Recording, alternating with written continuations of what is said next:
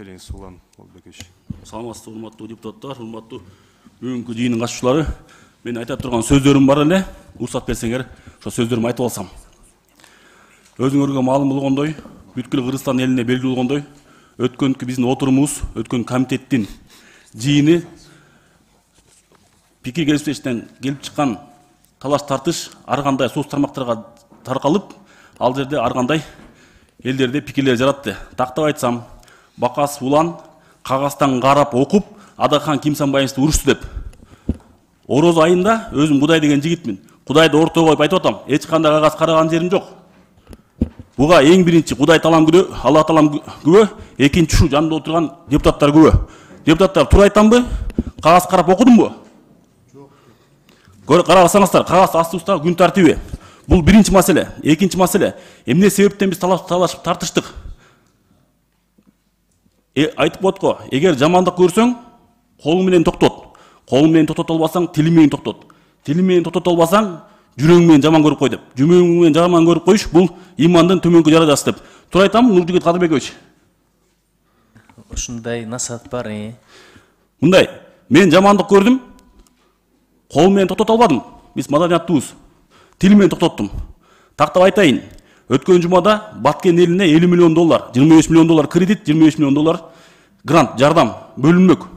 Бардык депутаттар колдодук. Бир гана Аристин аткарышына каршы чыктык. Аристтен башка эч ким аткара албаганына көзүбүз жетип, биз бардыгын колдоп бердик.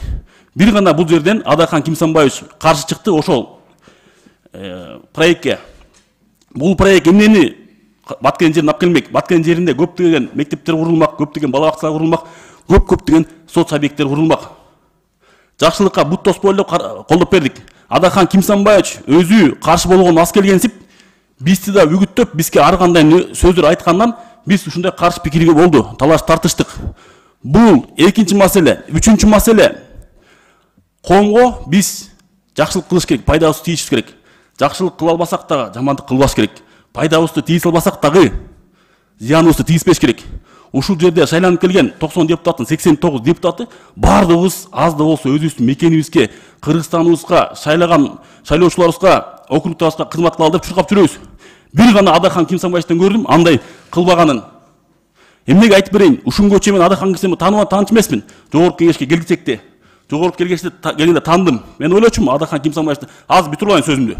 Калыс адам, патриот адам деп, бирок андай көрүп алган жокмун. Калыстыгын көрүп алган жокмун. Эгер калыс болсоңуз Адахан Кимсанбаевич өткөндө сиздин тарапташтар кагаздан оку дегенде айтпайт белеңиз, окуган жок кагаздан деп. Айта алган жоксуз сиз. Калыстыгыңыз бияктан көргөн жокмун. Экинчи маселе, баарыбыздын колубуздан келет, бийликти сындаш, элди сындаш, депутаттар сындаш, бирок иш кылган башка. Канча деген Кыргызстаныбызга жакшылык келсе, ошого бут тоскон кишиге кантип мен патриот деп айтам, кантип мен калыс сөзүмдү айта алам. Бул ошондой. Сөзүм акырында айтайын деген урматтуу кыргызстандыктар, анын ичинен урматтуу Адахан Кимсанбаевдин тарапташтары, колдоочулар.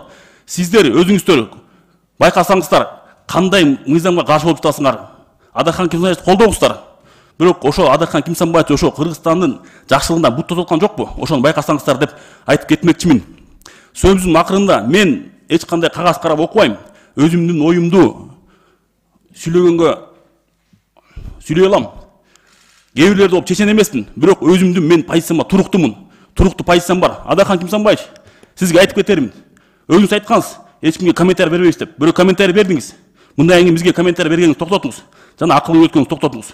Билесиз, мен сизди эмнеге сыйлап барымды айткам комитеттин отурушунда.